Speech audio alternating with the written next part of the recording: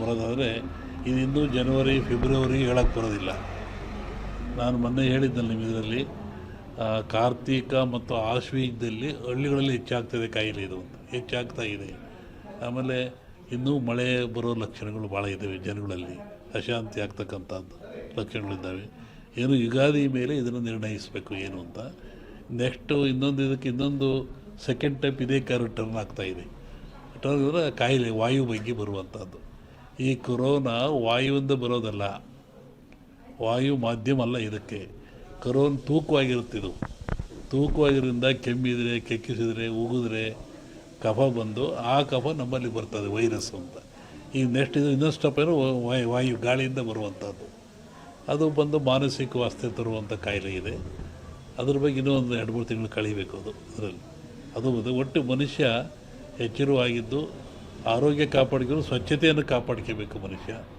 ನೈರ್ಮಲ್ಯವನ್ನು ಕಾಪಾಡ್ಕೋಬೇಕು, ಅದು ಭಾಳ ಮುಖ್ಯವಾದ್ದು. ನಾವೇನು ಹೇಳಕ್ಕೆ ಅದ್ರ ಬಗ್ಗೆ ಅದು ಹಾಗೇನಿಲ್ಲ. ಮೊನ್ನೆ ಗ್ರಹಣಗಳು ಎಲ್ಲ ಬಂತಲ್ಲ, ಇದು ಭಾರತ ಕಂಡ ಜಗತ್ತಿನಾದ್ಯಂತ ಇದ್ರ ಭವಿಷ್ಯ ಅಂದರೆ ರಾಜಕೀಯ ವಿಪ್ಲವ ಅಂತದೆ. ಅಮೇರಿಕಾದಲ್ಲಾಯಿತು ಮತ್ತು ಎಲ್ಲ ಕಡೆ ಆಗ್ತಾ ಇದೆಯಲ್ಲ, ಹಾಗೆ ಇಂಡಿಯಾನೂ ಸೇರಿದಂತೆ ಜಗತ್ತಿನಾದ್ಯಂತ ರಾಜಕೀಯ ವಿಪ್ಲವ ಆಗ್ತದೆ, ಏರಿಳಿತ ಆಗ್ತದೆ ಅಂತ ಒಂದು ಮಾತಿದೆ.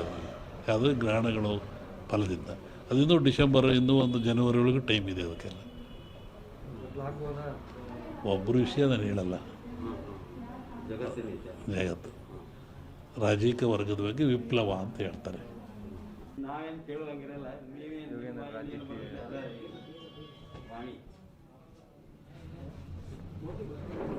ಜಗತ್ತಿನಲ್ಲಿ ಅತ್ಯಂತ ಶ್ರೇಷ್ಠ ಜ್ಞಾನ ವಿವೇಕವುಳ್ಳದ್ದು ಯಾವುದು ಅಂದರೆ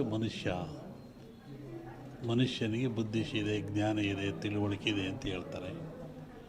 ಅಂಥ ಮನುಷ್ಯ ಆಗಾಗ ಅಜ್ಞಾನಕ್ಕೊಳಪಟ್ಟರೆ, ಅವಿವೇಕಕ್ಕೊಳಪಟ್ಟರೆ, ತನ್ನ ಆಚಾರ ವಿಚಾರಗಳನ್ನು ಕಳ್ಕೊಂಡ್ರೆ ಅಂತಹ ಮನುಷ್ಯ ಎಚ್ಚರಿಕೆಗಾಗಿ ಜಗತ್ತಿನಲ್ಲಿ ಕಾಲದಿಂದ ಅನೇಕ ರೋಗಗಳು ಬರ್ತಾಯಿದ್ದಾವೆ, ಕಾಯಿಲೆಗಳು ಬರ್ತಾಯಿದ್ದಾವೆ. ಈ ಬರುವಂಥ ಕಾಯಿಲೆಗಳು ಮನುಷ್ಯನಿಗೆ ತಿಳುವಳಿಕೆ, ಜ್ಞಾನ, ವಿವೇಕ ಮೂಡಿಸ್ತಕ್ಕಂಥದ್ದು. ಹಾಗೆ ಈಗಲೂ ಬಂದಿರತಕ್ಕಂಥದ್ದು ಕೊರೋನಾ ಅಂತೇಳಿ. ಈ ಕೊರೋನಾ ಎನ್ನತಕ್ಕಂಥ ಕಾಯಿಲೆ ಇದೇನು ಹೊಸ್ತೇನಲ್ಲ, ಇದು ಹಳೆಯ ಕಾಯಿಲೆ. ಹಿಂದಿನ ಕಾಲದಿಂದಲೂ ಜನರಲ್ಲಿ ಗಂಟ್ಲು ಬೇನೆ, ಗಂಟಲು ರೋಗ ಅಂತ ಕರಿತಾಯಿದ್ರು. ಅದು ಬಂದದ್ದು 2 ದಿನಕ್ಕೆ ಸತ್ತೋಗ್ತಾಯಿದ್ದು ಮನುಷ್ಯ. ಶ್ವಾಸಕೋಶಕ್ಕೆ, ಗಂಟ್ಲಿಗೆ ಬರುವಂಥ ಕಾಯಿಲೆ. ಇದು ಯಾತ್ರಿಂದ ಬರುತ್ತೆ ಅಂತ ನಾವು ಸ್ವಲ್ಪ ಯೋಚನೆ ಮಾಡಿದರೆ, ಸ್ವಚ್ಛತೆಯನ್ನು ಮನುಷ್ಯ ಕಳ್ಕೊಳ್ತಾ ಇದ್ದಾನೆ. ಆರೋಗ್ಯ ಅಂದರೆ ಸ್ವಚ್ಛತೆ ಅಂತ.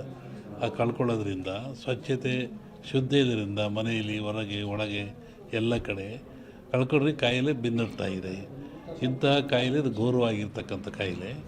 ಕೇವಲ 1 ಗ್ರಾಮ್ ತೂಕ ಇರತಕ್ಕಂಥ ಕಾಯಿಲೆ ಇದು ಜಗತ್ತನ್ನೇ ಎದುರಿಸ್ತಾ ಇದೆ. ಮನುಕುಲಕ್ಕೆ ಇದು ಮಾರಕವಾಗಿದೆ. ಇದು ಮುಂದೆ ಇನ್ನೂ ಹೆಚ್ಚಾದ ಲಕ್ಷಣಗಳು ಭಾಳ ಇದ್ದಾವೆ ಜಗತ್ತಿನಾದ್ಯಂತ.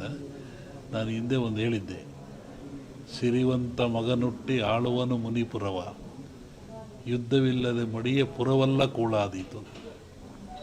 ಸಿರಿವಂತ ಮಗನುಟ್ಟಿ ಆಳುವನು ಮುನಿಪುರವ.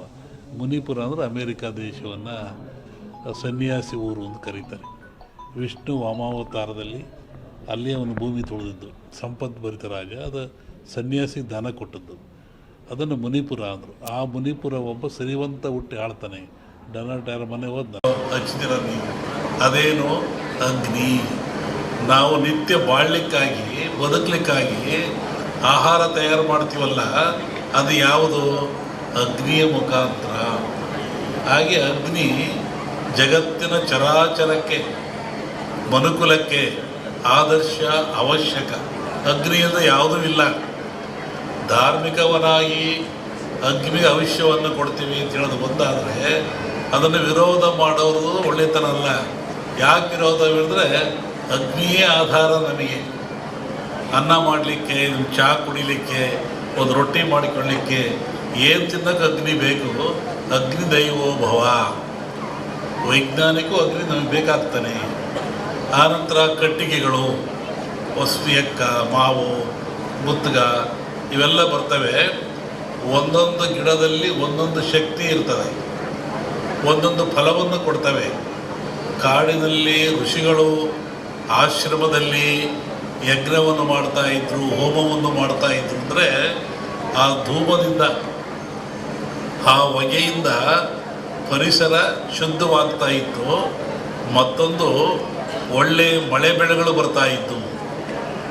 ಕ್ರೂರವಾದ ಪ್ರಾಣಿಗಳು ಕಾಡಿನಾಗ ಯಾರು ಇರ್ತಾರೆ? ಕ್ರೂರವಾದ ಪ್ರಾಣಿಗಳಿರ್ತವೆ. ಆ ಪ್ರಾಣಿಗಳು ಸಹಿತ ಮನುಷ್ಯನನ್ನು ಹಿಂಸೆ ಮಾಡಲ್ಲ. ಈ ಯಜ್ಞ ಮಾಡೋದ್ರಿಂದ, ಹೋಮ ಮಾಡೋದ್ರಿಂದ, ಆ ಬಂದ ಧೂಮದಿಂದ ಮನಸ್ಸು ಪರಿವರ್ತನೆಯಾಗಿ ಶಾಂತ ಸ್ವಭಾವಕ್ಕೆ ಬರ್ತವೆ. ಆವಾಗ ಮನುಷ್ಯರೊಂದಿಗೆ ಅವು ಸ್ನೇಹಿಗಳಾಗ್ತವೆ. ಅನೇಕ ಕಥೆಗಳನ್ನು ಕೇಳಿದ್ದೀವಿ. ಸ್ವಾಮಿಗಳಿದ್ದರು, ಅಲ್ಲಿ ಹುಲಿ ಬರ್ತಾ ಇತ್ತು, ಸಿಂಹ ಬರ್ತಾ ಇತ್ತು, ಹುಲಿ ಮೇಲೆ ಸ್ವಾಮಿಗಳು ಹೋಗ್ತಾ ಇದ್ದರು. ಅಂದರೆ ಯಜ್ಞ ಯಾಗಾದಿಗಳ ಫಲದಿಂದ ಬರುವಂಥ ಹೋಮಾದಿಗಳ ಧೂಮದಿಂದ ಅವು ಮನಃಶಾಂತಿ ಆಗ್ತಾ ಇತ್ತು, ಕ್ರೂರತ್ವವನ್ನು ಕಳ್ಕೊಳ್ತಾ ಇದ್ದು ಒಂದು ಚಿಂತನೆ ಇದೆ. ಆನಂತರ ರಾಜರು ಮಹಾರಾಜಗಳು, ಇವತ್ತು ರಾಜರಿಗೆ 10 ರೂಪಾಯಿ ಕೊಡೋ ಶಕ್ತಿ ಇಲ್ಲ ಸರ್ಕಾರದನ್ನು. ಆವತ್ತಿನ ರಾಜರುಗಳಿಗೆ ತಲೆಯನ್ನು ಕಡಿಸುವಷ್ಟ ಶಕ್ತಿ ಇತ್ತು. ಇದ್ದಲ್ಲೇ ಆದೇಶ ಕೊಡ್ತೆ ತಲೆ ಕಟ್ಟು ಮಾಡುವಂತಿದ್ದ ಅವನು. ಅಂತಹ ಶಕ್ತಿ ಅವನಿಗಿತ್ತು, ಸಾರ್ವಭೌಮತ್ವವಿತ್ತು. ಅಂಥವ್ರು ಏನು ಮಾಡ್ತಾಯಿದ್ರು? ನಾರ್ಮುಡಿಯಲ್ಲಿ, ಬರಿಗಾಲಿನಲ್ಲಿ ಕಾಡಿಗೆ ಹೋಗಿ, ಆಶ್ರಮಕ್ಕೆ ಹೋಗಿ, ಋಷಿಗಳ ಮುನಿಗಳಿಗೆ ಶಿರವಾಗಿ ಆ ಅಗ್ನಿ ಹೋಮದಲ್ಲಿ ಪಾಲ್ಗೊಂಡು ಸುಭಿಕ್ಷೆಯನ್ನು ಬೇಡ್ತಾ ಇದ್ದರು, ನಾಡಿನ ಸುಖವನ್ನು ಬೇಡ್ತಾ ಇದ್ದರು, ಆಶೀರ್ವಾದ ತಗೊಂಡು ಬರ್ತಾಯಿದ್ರು. ಅಂದರೆ ಈ ಹೋಮಗಳು ಆಧ್ಯಾತ್ಮಿಕವಾಗಿ ಹೌದು, ನಾಡಿಗೆ ಮಳೆ ಬೆಳೆ ರೋಗಗಳನ್ನು ದೂರ ಮಾಡುವಂಥ, ಆಯುಷ್ಯವನ್ನು ಕೊಡುವಂಥ ಶಕ್ತಿ ಹೌದು. ಇಲ್ಲಿ ವಿಶೇಷವಾಗಿ ಆಜ್ಯ ಅಂತ ಬರ್ತದೆ. ಆಜ್ಯ ಅಂದರೆ ತುಪ್ಪ ಅಂತೇಳಿ. ನಾನು ಬರ್ತಾ ಬೆಳಿಗ್ಗೆ ಆಗಲೇ ಹೇಳ್ತಾ ಇದ್ದೆ, ನಮ್ಮ ಹತ್ರ ಬಂದಾಗ ಯಾವುದನ್ನು ಆಜ್ಯ ಅಂತ ಕರಿತೀವಿ, ಆಜ್ಯದ ಮಹತ್ವವೇನು? ಹಾಲು ಕರಿತೀರ ನೀವು, ಹಾಲನ್ನು ಕರಿತೀರ, ಅದರ ಆಯುಷ್ಯ ಎಷ್ಟು?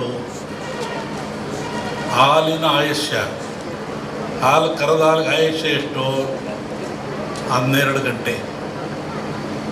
ಹಾಲು ಕರೆದ 12 ಗಂಟೆ ಮೇಲೆ ಅದು ಕೆಟ್ಟು ಹೋಗ್ತದೆ, ಅದು ಹಾಳಾಗಿ ಹೋಗ್ತದೆ, ಉಪಯೋಗ ಬರೋದಿಲ್ಲ.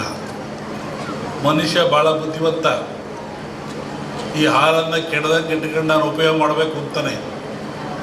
ಅವನೇನು ಮಾಡ್ತಾನೆ, ನೀವೇನು ಮಾಡ್ತೀರಿ? ಬೆಂಕಿ ಹಾಕ್ತೀರಾ, ಅಂದರೆ ಹಾಲನ್ನು ಕಾಸ್ತೀರಾ. ಹಾಲನ್ನು ಕಾಸ್ತೀರಾ, ಕೆಂಪು ಕಾದ ಮೇಲೆ ಆರಿಸಿ